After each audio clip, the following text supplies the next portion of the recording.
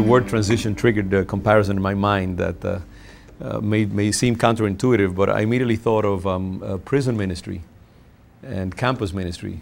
And as I say counterintuitive because the seem to be two different worlds, but there are some common dynamics, which is that sometimes, let's say, inmates in a prison context, they are ministered to in a very intense kind of environment and culture.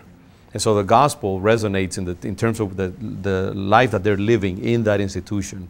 And chaplains there and volunteers who work with, because I've done a lot of work with inmates and prison ministry and so on. You know, the gospel resounds in a certain way, and you're formatted in a certain way to process the gospel.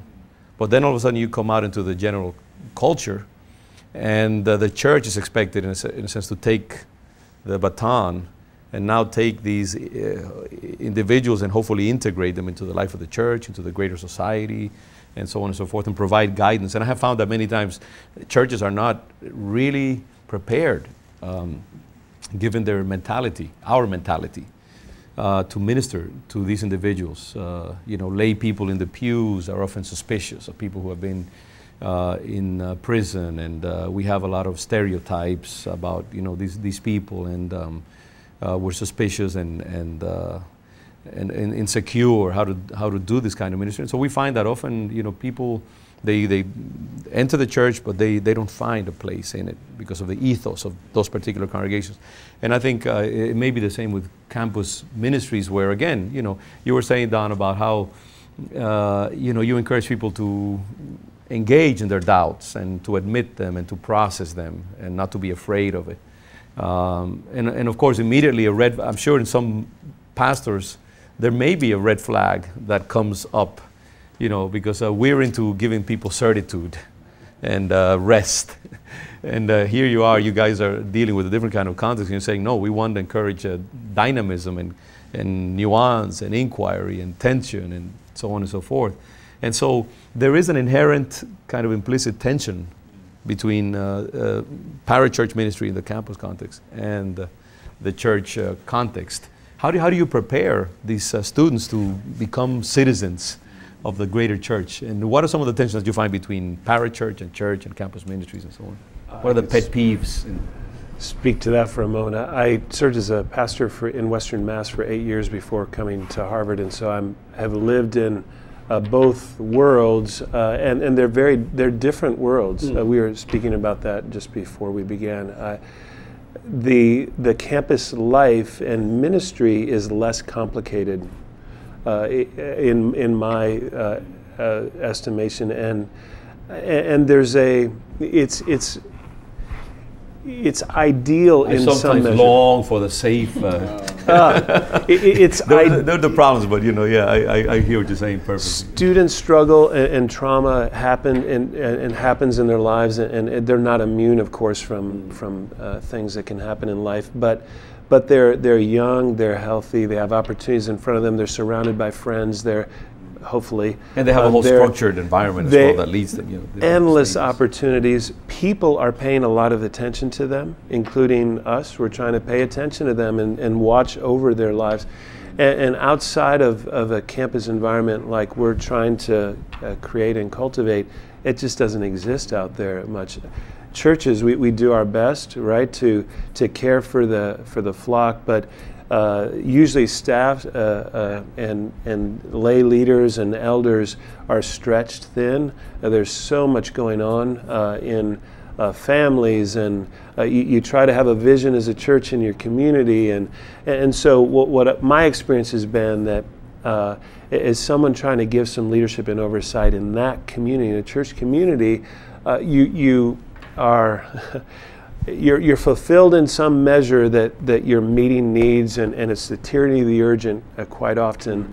Sunday's coming up and you've got a crisis over here, and you watch and you see all the other opportunities out there, and you just wish that you had the time. Or the institutional concerns of the church. Yeah, absolutely. Very concrete. Politics or finances and and so power groups and so on and so forth. So it's different worlds, and so we, I know we're all on the same page here. We steer students and try to make it normal that you would be involved in a church in your campus experience while you're even while they're on campus.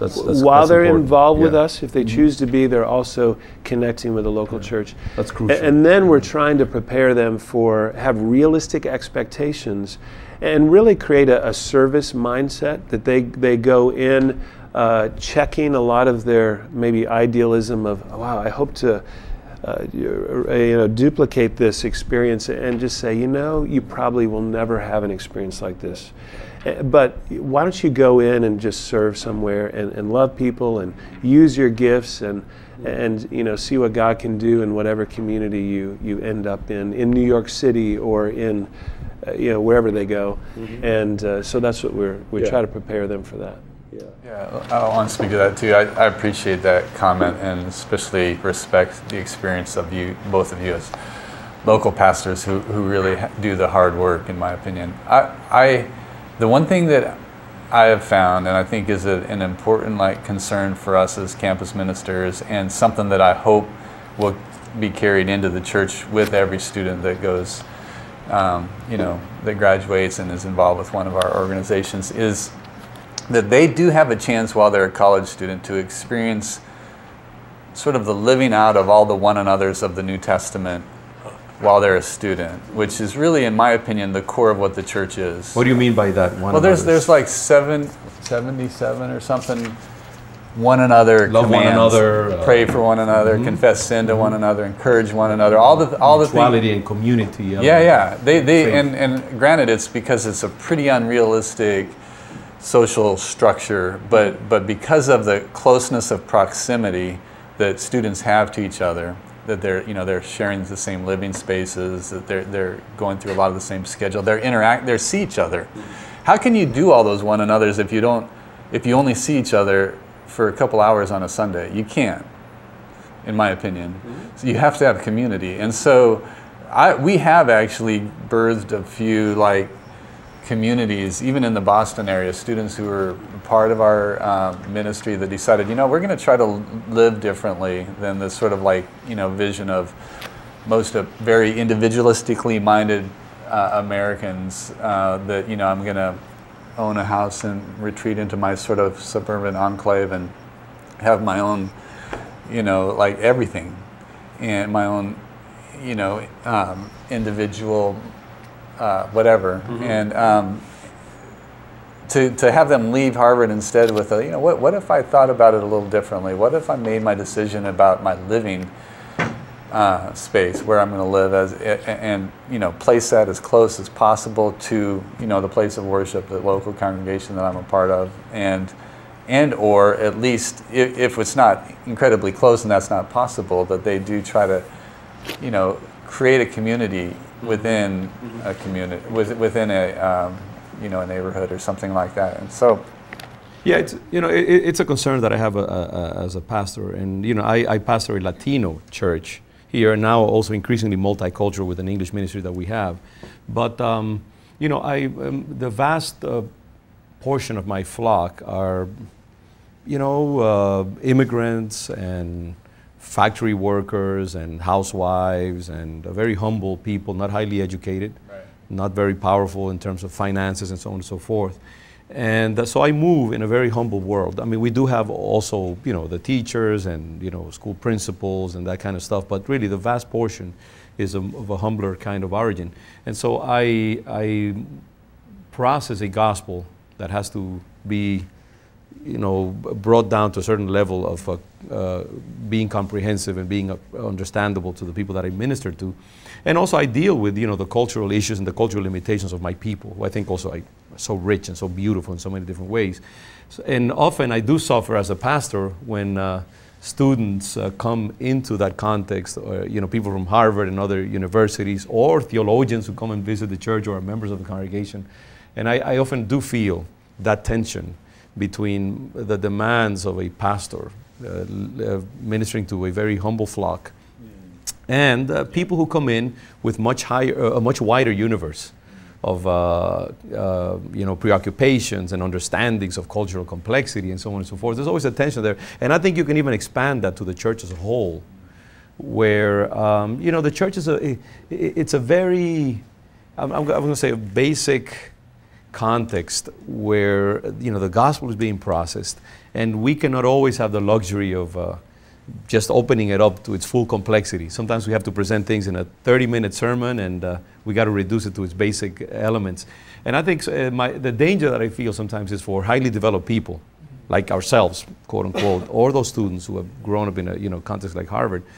They come into this context of the humble church. I often see pastors as the sergeants of the church. You know, that's the way I see, you know, my ministry, where people come in, they've been exposed to this very strong, you know, encompassing gospel, and in a sense they may be ruined. My fear is that they may be ruined for common church consumption, and that there may be a time where they need to, like, really have the servant mentality that you alluded to, where you gotta, you know, the church is a beautiful institution. The people of God are so beautiful, but they also require mercy and compassion, because sometimes not everybody has the capacity to express the gospel in the complex way that we want to. Issues of gay marriage and you know, gender issues and you know, genetic manipulation and engineering and so on and so forth. Our people just, you know, many of them are good, solid, common Christians who want to do well. And sometimes I have the feeling that many times highly developed people can be very critical of that church, which is, I think, the church that Jesus Christ died for. Yeah. And so we need to teach them how to have a servant mentality, just like I need to do with my own people. I love them, I see their richness, and at the same time I see their limitations. But I think we need to induce that kind of mentality in these individuals as well, and tell them, hey, you're going into a much more, you know, subdued kind of intellectual environment. You need to be aware of that and learn to love that humble church, you know, of Jesus Christ, and learn to function within it. Am I making sense, or I'm just rambling here on? I'd love to hear your reaction. I agree with that, and I want to make sure that you understand I totally believe that's right. Yeah, completely. I personally am very passionate, though, about equipping these student leaders to actually to serve as disciple makers, people who actually understand how do you actually form. I mean, even Tammy was talking about, you know, teaching them the practices of spiritual formation, as well as the healthiest practices of, excuse me, of an ecclesial community. You know, where I don't think very many people know how to speak truth and love to each other. But people who do speak truth and love actually have a very powerful effect, because they can, you know, they see people around them actually change, because they know how to love them, assure them that they love them. But they love them too much to not talk about the things that are really dysfunctional about their lives. You know, every church needs that, right? If we can teach them that skill in college, I guarantee you, every you know, pastor in the country is going to be, you know, like just begging for those kind of graduates to show up on their. They'll say, hey, can you lead a small group? You know, here's 20 people that have asked to be in a small group. Pull them together and just start working with the people who really are willing to show up and say, my goal is not just to help you learn how to grow, share in your faith, but I want you to learn how to multiply it into someone else, so that next year you're leading a group like this. And so that I actually believe that this is what makes evangelism on the university campuses so fruitful, is that, again, you create these places where Christians can really be Christians. Not an individual Christian who has their sort of individualistic piety and their personal quiet time and their theological system all figured out, but people who are actually doing it together, so that when people notice that and they say, these people are actually doing things that are changing their lives. When they come together, they confess their sins to one another. And they talk about their broken lives. Where does that happen at Harvard? It doesn't happen anywhere, but it does happen. Well, it happens in one place. It happens in these life groups where people are actually coming together and say, hey, I'm struggling with this and I'm struggling with that. And someone's like, I can't believe that. So am I, but I've never told anyone. And everyone's like, well, so am I. And they go around and they start talking about confessing their sin, praying for change, and then holding each other accountable, supporting each other. Well, those are experiences that can translate into the essence of the gospel. That's pastoral work, and I think it prepares people to be pastoral. Right. And that's exactly the point. we can create that pastoral outlook, then I think people can function much better, much more easily in that kind of larger context. Yeah.